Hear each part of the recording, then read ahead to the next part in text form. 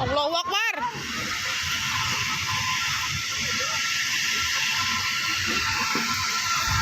Allahu Akbar. Allah. Sebuah pangkalan gas di Desa Simpar, Subang, Jawa Barat meledak dan terbakar. Allahu Akbar. Penyelidikan polisi mengungkap kebakaran terjadi saat aktivitas mengoplos gas subsidi ke gas non-subsidi secara manual. Aktivitas ilegal ini menyebabkan kebocoran tabung hingga memicu kebakaran saat salah seorang pekerja menyalakan kompor. Tersangka dibantu oleh beberapa pegawainya melakukan penyuntikan LPG 3 kilo ke dalam tabung LPG 12 kilo atau LPG non-subsidi. Kemudian karena terjadi kebocoran gas karena alat suntik tabung yang digunakan masih manual, ketika salah satu pegawai menyalakan kompor gas yang berada di sekitar area gudang untuk menyeduh kopi, kemudian kompor tersebut menyambar ke area penyuntikan LPG. Peristiwa ini menyebabkan 5 orang luka dan polisi telah menetapkan pemilik pangkalan sebagai tersangka. Pelaku terancam pasal berlapis dengan ancaman hukuman penjara 5 tahun hingga seumur hidup. Dari Subang, Jawa Barat, Yudi Heriawan, iNews melaporkan. Selamat malam, apa kabar pemirsa? Ledakan di pangkalan gas di Subang, Jawa Barat menjadi pembuka jumpa kita di iNews Prime. Kami akan menghadirkan informasi terkait Irjen Teddy Minahasa yang lolos dari hukuman mati. Saya Abraham Silaban, Anda menyaksikan iNews Prime.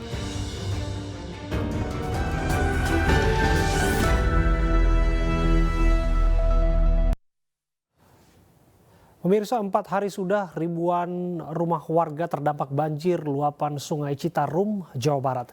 Meski pemerintah sudah melakukan upaya penanggulangan, wilayah Bojong Asih masih menjadi langganan banjir setiap kali hujan deras menerpa.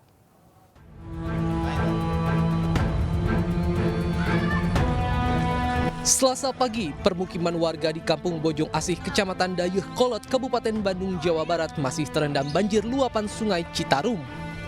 Ketinggian air yang menggenangi rumah warga bervariasi, mulai dari titik 50 cm hingga 120 cm.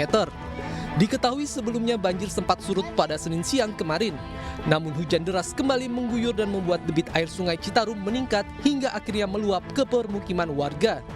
Ada 2.300-an yang terendam. Ada yang mengungsi mungkin di pengungsian kemarin dari 17 kakak sudah ada yang pulang, tinggal 14 kakak lagi, 27 jiwa. Meski berbagai upaya sudah dilakukan pemerintah guna menanggulangi permasalahan banjir ini, warga terdampak banjir masih berharap pemerintah bisa lebih intens dan serius untuk mengatasi permasalahan ini. Dari Kabupaten Bandung, Jawa Barat, Erik Fahrizal, iNews melaporkan.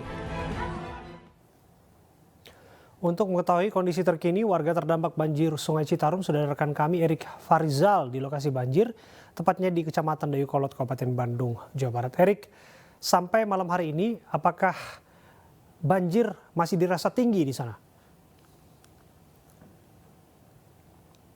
Ya, Abraham dan juga pemirsa, hingga malam hari ini banjir luapan Sungai Citarum yang merendam permukiman warga di Desa Bojong Asih, maksud kami di Kampung Bojong Asih, Desa Dayeuh Kolot, Kecamatan Dayeuh Kolot, Kabupaten Bandung, Jawa Barat ini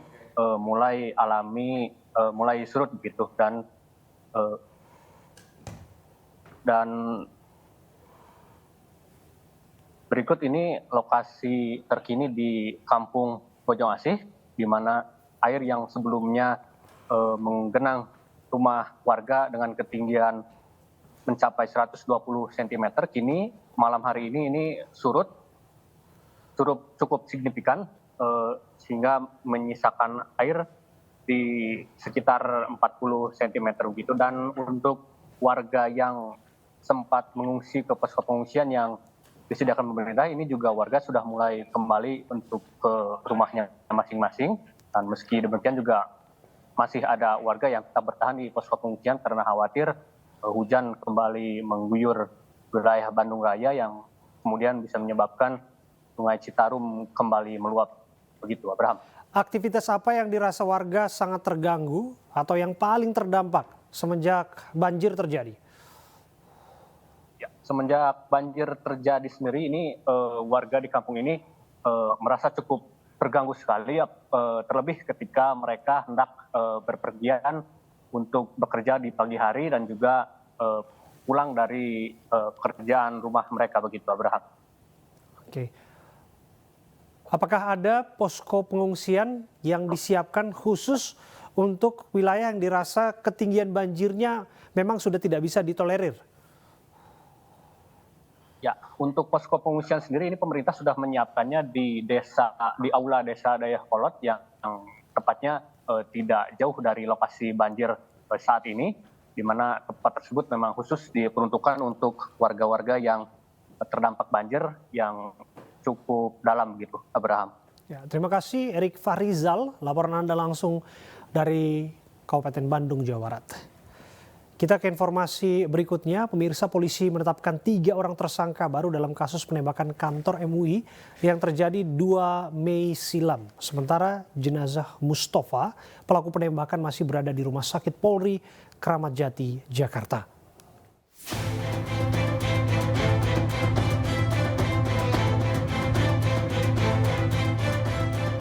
Kasus penembakan kantor Majelis Ulama Indonesia yang terjadi pekan lalu memasuki babak baru. Polisi menetapkan 3 tersangka baru pemasok senjata airsoft gun yang digunakan Mustafa untuk menembak kantor MUI 2 Mei lalu. Ketiga tersangka itu adalah D dan N selaku tetangga Mustafa di Lampung serta H yang merupakan penjual airsoft gun. Para tersangka tersebut kini menjadi tahanan Polda Metro Jaya.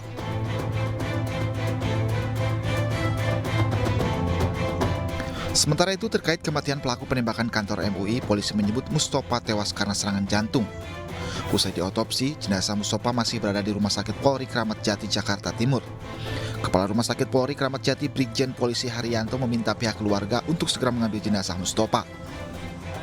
Posisi jenazah ini ada di forensik Rumah Sakit Bayangkara tingkat 1 Pusdokes Polri.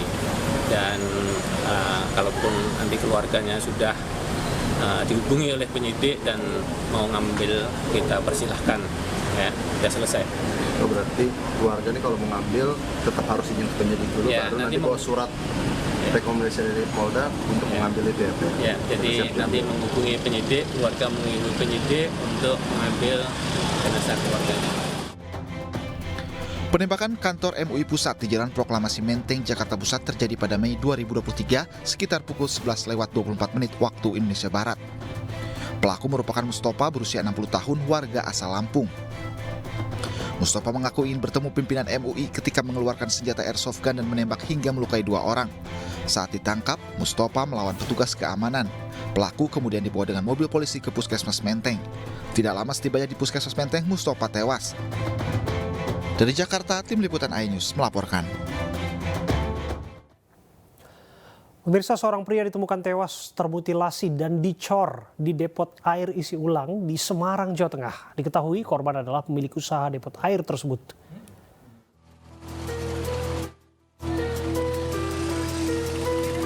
Warga Jalan Mula Warman, Kecamatan Tembalang, Kota Semarang, Jawa Tengah gempar dengan ditemukannya mayat pria di sebuah depot air isi ulang. Mayat korban dicor di sela-sela ruko dalam keadaan termutilasi. Mayat ditemukan usai kerabat korban mencium aroma tak sedap dari lokasi. Saat dicek, pemilik bangunan melihat kaki korban yang sudah dalam kondisi dicor. Diketahui korban adalah pemilik usaha depot air isi ulang yang diduga dibunuh beberapa hari lalu. Tadi kan suami saya sama saya dari pasar. Terus Mbak Yuli, Pak De aku minta tolong dibuka pintunya, Pak De, sudah 4 hari Pak aku tidak ketemu Pak Iwan, Pak De, gitu. Saya kok penasaran di sini kok ada baunya, Pak De. Terus suami saya buka sama Mbak Yuli itu. Terus kok ada kelihatan kaki, sudah suami saya keluar sama gemeteran gitu. Kondisi mayat pada saat ditemukan, mayat dalam keadaan di beton dicor, mayat dalam keadaan dicor dengan kaki terlihat ke atas. Itu posisi terbalik dengan kaki di atas. Polisi membawa jasad korban ke kamar mayat Rumah Sakit Dr. Karyadi Semarang untuk diotopsi. Polisi telah memeriksa 1 orang saksi untuk dimintai keterangan.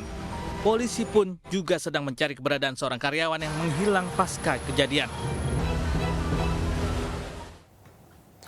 Untuk mengetahui informasi selengkapnya, kami sudah terhubung dengan Kasat Reskrim Polrestabes Semarang AKBP Doni Lumbantoruan. Selamat malam Pak Doni. Selamat malam Bang Abraham. Ya, Pak Doni, kami ingin tahu mengenai satu saksi yang sudah diamankan. Kami ingin pastikan statusnya masih saksi atau sudah naik menjadi tersangka. Untuk saksi yang sudah diamankan sejauh ini masih saksi statusnya, belum menjadi tersangka. Oke, artinya sudah berapa lama penahanan ini dilakukan atau pengamanan ini dilakukan? Terhadap yang bersangkutan masuki 24 jam terhitung hari ini. Oke. Bisakah kita mengetahui siapa yang diamankan, Pak Doni? Untuk saksi yang diamankan adalah seorang petugas atau pekerja di angkringan di sekitar TKP penemuan mayat. Oke. Yang mana patut diduga bahwa yang bersangkutan dianggap mengetahui atau setidaknya memiliki keterangan mengenai peristiwa tersebut, begitu ya, Pak Doni? Benar, Mas. Oke. Jika cerita kembali kepada kami, Pak Doni, bahwa ini cukup tragis ya, bahwa almarhum dimutilasi, kemudian dicor, sampai pada akhirnya ditemukan oleh warga di sana. Bisa cerita kapan rentang waktu peristiwa dan pada akhirnya sampai yang almarhum ditemukan? Baik, jadi berdasarkan keterangan saksi-saksi yang sudah kami himpun, bahwa dari salah seorang saksi bernama Yuli, bersangkutan melihat atau bertemu terakhir dengan korban itu di hari Kamis tanggal 4 Mei sekitar sore hari. Kemudian hal ini sinkron dengan keterangan dari saksi yang kita amankan dari pegawai angkringan ini, bahwa berdasarkan informasi yang dia terima dari karyawan yang diduga, yang saat ini sedang masih dalam pengejaran kami, bahwa yang bersangkutan telah mengeksekusi korban di malam hari, hari Kamis tanggal 4 Mei tersebut.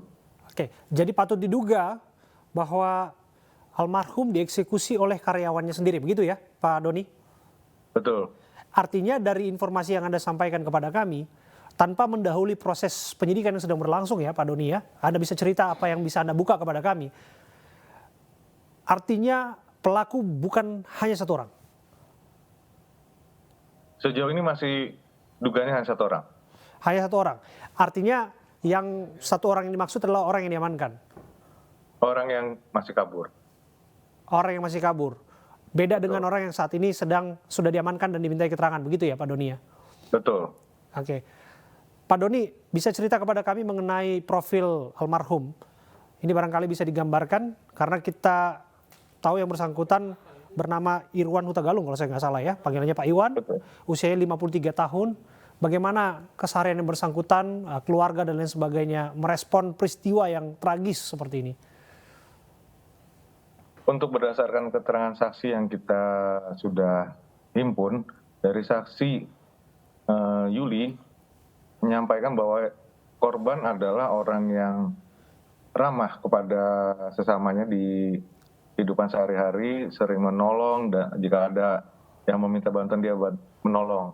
Tetapi hal ini sangat bertolak belakang dengan apa yang disampaikan oleh saksi yang kita amankan, yang merupakan pegawai angkringan, yang dia mendengar ataupun mendapatkan keluh kesah dari karyawan yang saat ini masih dalam pengejaran kami, bahwa korban ini dalam kesehariannya apabila karyawannya melakukan kesalahan ataupun hal yang tidak berkenan, langsung melakukan tindak kekerasan seperti mukul dan lain-lain. Oke. Hal itu yang penting untuk didalami tentu saja, tapi terlepas dari itu kami tidak ingin mengintervensi proses penyidikan yang sedang berlangsung dan kami menghargai atas waktu Anda, Pak AKBP Doni Lumbantoruan, Kasat Reskrim Polrestabes Semarang sudah menyiapkan waktu berbincang kepada kami. Terima kasih Pak Doni. Mirsa, kita ke kasus penganiayaan David Ozora. Setelah 2 kali ditolak laporan anak yang berhadapan dengan hukum, AG atas Mario Dandi akhirnya diterima polisi.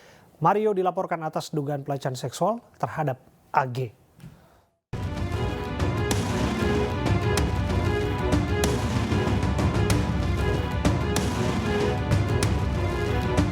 Mario Dandi, tersangka penganiayaan David, kembali dilaporkan tim kuasa hukum AG dengan dugaan pelecehan seksual. Setelah sempat 2 kali ditolak, laporan ketiga kalinya diterima pihak kepolisian. Kemarin dalam laporannya ke Polda Metro Jaya, tim kuasa hukum AG melampirkan 8 bukti. Laporan dibuat lantaran adanya fakta baru saat sidang putusan. Meski dalam sidang ada 2 orang yang diduga melecehkan AG, namun laporan kali ini hanya ditujukan untuk Mario. Mario dilaporkan dengan menggunakan Undang-Undang Perlindungan Anak. Kalau untuk pelaporan pidananya, ini juga bentuk edukasi kita ke masyarakat. Pelaporan pencabulan terhadap anak itu sudah jelas merupakan tindak pidana. Jadi siapapun yang berhubungan badan baik mau sama mau atau memang dipaksa, itu merupakan tindak pidana. Itu sudah diatur di undang-undang kita, bahkan di negara lain juga sudah ditegakkan. Laporan pertama AG diajukan pada Selasa 2 Mei 2023. Laporan ditolak dengan alasan perlu diajukan oleh orang tua wali pelapor. Sedangkan laporan kedua diajukan penasihat hukum dan wali AG pada keesokan harinya 3 Mei 2023. Laporan ditolak dengan alasan harus visum terlebih dahulu. Sebelumnya, AG bersama-sama dengan Mario Dandi dan Shane terlibat dalam penganiayaan David Ozora. Dalam persidangan, terdakwa anak AG divonis 3,5 tahun penjara. AG melalui kuasa hukumnya mengajukan banding atas vonis yang diterimanya, namun banding ditolak.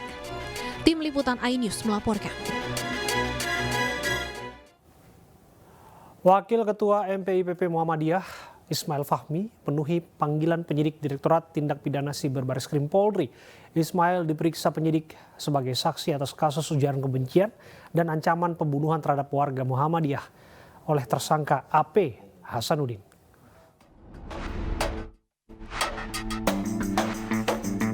Kader PP Muhammadiyah mendatangi Mabes Polri untuk memenuhi panggilan penyidik Direktorat Tindak Pidana Siber di Tipit Siber Bareskrim Polri pada Selasa siang. Didampingi kuasa hukumnya, Wakil Ketua Majelis Pustaka dan Informasi PP Muhammadiyah, Ismail Fahmi memasuki Mabes Polri untuk memberikan keterangan terkait ujaran kebencian dan ancaman pembunuhan terhadap warga Muhammadiyah yang dilakukan oleh AP Hasanuddin. Ini tegas, jangan sampai satu, masyarakat mudah menyampaikan ucapan seperti itu ya di media sosial karena sangat berbahaya. Kemudian yang kedua, pelajaran juga supaya warga negara kita ini ya ketika mendapatkan seperti ini tidak mudah terprovokasi. Dan yang untuk melakukan itu, untuk itu terjadi, ada syaratnya adalah penegakan hukum. Ya, kita harapkan penegakan hukum dari polisian dan kemudian dari pengadilan nantinya.